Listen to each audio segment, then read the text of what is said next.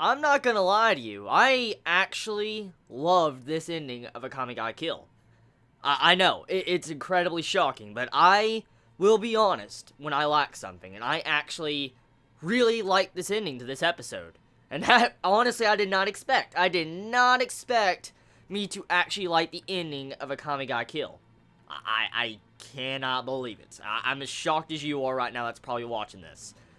So, let's go into the factors of why I really like this ending, okay? For one thing, what makes me really like it is because of, it's everything I technically wanted from the series. When I set out to watch this series, the ending was pretty much what I envisioned it most likely would be. And the way it ended pretty much ended how I thought it was going to. So, I have no problems with the ending, because that's technically what a lot of us really expected to happen at the ending of the series anyways. Manga or anime, it doesn't matter. That's what we expected as an ending. And so, I can't say that that ending was bad. Personally, that's what I expected, and I'm glad it ended like that. It was a brilliant ending. I mean, it may have not have been the best ending of all time, but it was still a damn good ending. So, when I first saw the ending of this episode, at first I was like, did that really just happen? Like, all the events of this episode, at first I was just confused. I couldn't understand exactly what I just saw. Like, the episode confused me because I was actually kind of enjoying it. And I'm like, whoa, it's really, really good. I mean, it just, whoa. And then the ending came around, and I'm like, damn, this series is over. It's the finale. It's over, and I actually liked it. So, here's the big thing. When it comes to anime, or any series in general, usually the things that hold the most weight in my eyes is usually the ending of a series. Depending on the ending of a series of anime, it can usually make or break a series. And personally, I can't overlook some factors that they have done in these past couple episodes. But with the ending of Akame ga Kill, with this latest episode, I will tell you right now, at the very least, my faith was restored a little bit into the series. Because for this series to end like it did, like for instance, White Fox to end it like it did, it makes me have faith in White Fox again. Because this ending was beautiful. Now, here's the thing, okay? With this ending, you could possibly guess that there might be a Season 2, which, honestly, I don't want that to happen. I want to just be straight up honest. Don't ruin the ending, White Fox. Just don't ruin this ending that was set up. The ending was good. It was a perfect ending to stop the series at. Don't try to make a Season 2, because it would destroy this type of ending you set up. All the goals that were set out to accomplish since episode 1 and 2 pretty much got accomplished with this episode, so I don't want to see a season 2. Not because it will be anime original, but because it will kill this ending. So, besides talking about this episode, like, you know, how I really enjoyed the ending, I want to talk about the specific deaths of this episode. So, let's get on to Leone. Wow, that death of Leone, honestly, out of all the anime original deaths, besides Esdeath in this episode, I think Leone had the saddest death when it comes to anime original, because the certain pieces of dialogue we have heard from her through the course of this series, and I know from the manga and along with this episode, when she says that she was born in the slums, she was talking to the Prime Minister, saying like, oh, you don't know how it feels to be in the slums and stuff, how, you know, we were raised like this, you don't know how that feels. And as time progresses after the events of the Prime Minister being shot, Leone dies. Now, the death, at first, it doesn't look like much, but what makes the death so sad is because you gotta actually look at where she died. Where did Leone die? She died in an alleyway, but let's look at this at an actual different perspective. The way Leone died was kind of, like, symbolic to where she was raised. Like, she was raised in the slums. And if you look closely to where she died pretty much something that looked like a slum. Like, near the slums and stuff, when she died in this episode. So, it hits you to see where she died when you think about that type of stuff. And you're like, holy shit. And the way she just died like that, it was like one of the most different deaths from the series. Like, I mean, we've seen characters die kind of like this in the series of Akame ga Kill, but the way Leone died, I was just like, whoa. I didn't expect it. I did not expect that. I mean, I should have expected some deaths. I did expect deaths, but I can't believe she died like that. Speaking of deaths, Najenda, what the fuck? Of all people, I expected to survive this series. Of all people, everybody, out of every single Not Raid member, any person in the series, of all people I never expected to fucking live was Najenda. Najenda lived. I'm like, whoa. Why is she alive? Why the fuck is she alive? Like, okay, she states that she is going to die soon. She has a little time left since, you know, she gave up a lot of her life because of Susanoo. Fine. I understand that, fine. But the point is, she survived the entire ordeal of the series. She survived pretty much death incarnate Esdeath. And I'm like, you telling me this person survived? Like, oh my god, like, I thought she was on the chopping block. I really did. Her head was leaning on that chopping block, and I'm like, she's gonna die. But no. I'm like, okay. Just shocked me Akame got killed, like, of all characters. I'm like, whoa.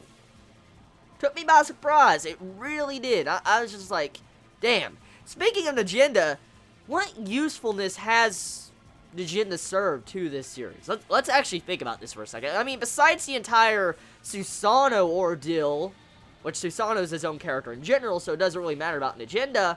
Besides Susanoo, what has Najenda really done in this series that has been amazing? Like, absolutely badass. For her to be the leader of Not Raid, she hasn't really fought a lot. Or have serious up-close personal fights. So, Najenda, honestly, in this series, she's been kind of like a cheerleader or useless, pretty much. She's been useless. You'd think since she's the boss of Not Raid, she would have had more fighting, but no. Kind of upsetting if you think about it like that, because, I mean, I guess if you stay in the background as a cheerleader, like, go Not Raid, go Not Raid, I guess you would probably survive. I guess that's what, you know, Najenda did. She was just being a cheerleader for her team, and she survived. So, yeah. Okay, so enough talking about Najenda, let's talk about Esdeath. Esdeath, her death.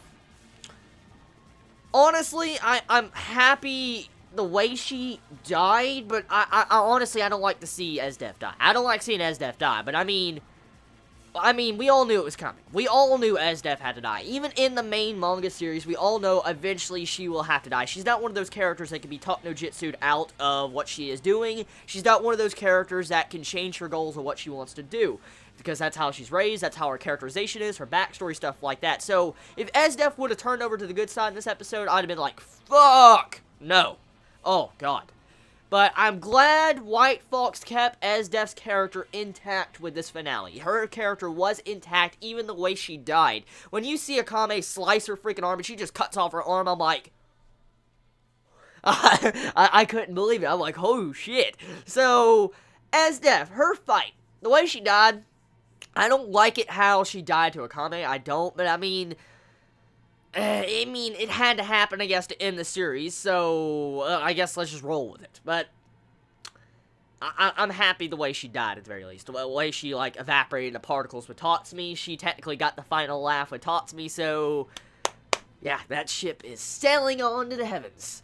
So, next thing I want to talk about, Akame. Okay, so I just want to discuss something real quick. Akame's trump card. I have a problem with that. I really, really have a problem with that ability Akame used in this episode. Like, we don't really find out much about this ability. All we find out about this ability is she has the resentment, the sorrow, the pain, and anguish of all the people that she's pretty much killed in that blade come into her when she sliced herself. Now, you can assume, you can make your theories, you can assume what negative effects that blade has on Akame, but it's never stated by the actual writer, so we're left up to guessing. And judging by the end of this episode, the way she's just walking, nothing's wrong, she survived it like it was nothing. So, the question is, why hasn't Akame used this move before in the series? I know this is an anime original, but I mean, still, anime originals have to follow the laws of the series. Why hasn't Akame used this trump card before? Oh, why not? That's a lot of questions. Another thing, too. Besides that, okay? The whole ghoul Akame, I'm like, ghoul Akame. I don't think I even need to go into what that was. I was like, what the fuck is this shit? Like, she turned into a fucking ghoul. Like White Fox. Like, White Fox. Really? Really? Dude. Okay, I just gotta look past that. So, overall, Akame ga Kill, the anime. Would I have watched this again? You know what? Yeah, you know what? If I knew what I knew now, and I know how the ending was, how it ended in this episode, I probably would rewatch it again. I would. Is it the best anime adaptation I've ever seen? Oh, no. But is it a good series? For the most part, it is a damn good series. It's a very good series. It's not the best series of all time, and it's definitely not the most groundbreaking series of all time, but it is a damn good series. If you enjoy shonen, if you enjoy fights and stuff, you definitely will like this series. And honestly, I can't really put down the anime since it helped me find the manga, so I won't put down the entirety of the anime. The anime was good for the most part, so yeah, you know what? I will miss this series. I will miss this series, so I guess this is going to conclude my thoughts of Akame ga Kill. Tell me your thoughts in the comments below, how you felt about this finale of Akame ga Kill. I love you all so much. You have a wonderful day or not, wherever you live. Please be safe. Chibi out.